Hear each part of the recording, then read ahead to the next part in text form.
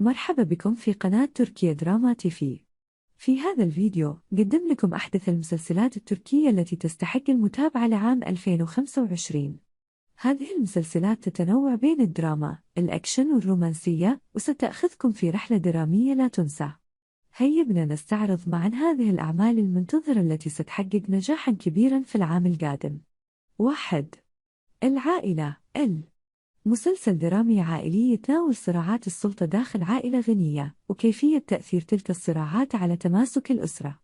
العمل من بطولة كيفان شتاتليتو وسيريناي ساريوكايان، ويجمع بين الحب والتحديات الأسرية في إطار درامي مميز. 2.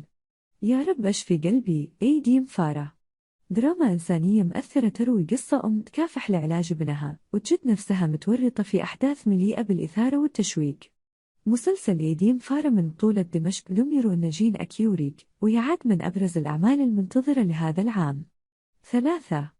الفخ تيوزاك، مسلسل أكشن وتشويق يروي قصة شخص يسعى للانتقام وكشف فساد عائلة ثرية.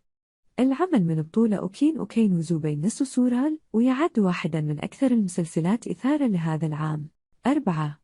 القضاء يارك، دراما بوليسية تدور حول محامي ومدعى عام يعملان معا لحل قضايا جنائية معقدة، وفي الوقت نفسه يتداخل حياتهم الشخصية مع قضاياهم المهنية. يارك هو مسلسل مميز من بطولة كان أورغانجي أغلو بين نار دنيس. 5.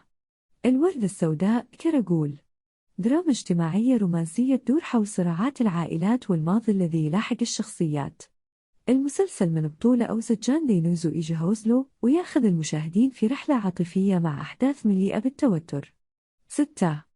المؤسس عثمان كورلوش عثمان، أحد أبرز المسلسلات التاريخية التي تحكي قصة مؤسس الدولة العثمانية عثمان بن أرطغرل مع المغامرات الملحمية التي خاضها لتأسيس الدولة. المسلسل من بطولة بوراك أو زجيفيتو يستمر في تحقيق نجاح كبير. 7.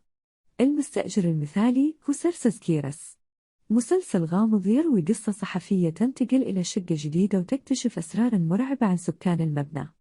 المسلسل من بطولة ديلان جيجيك تينوز وسيركايت وتونجو، وهو واحد من أكثر المسلسلات المنتظرة في عام 2025. 8.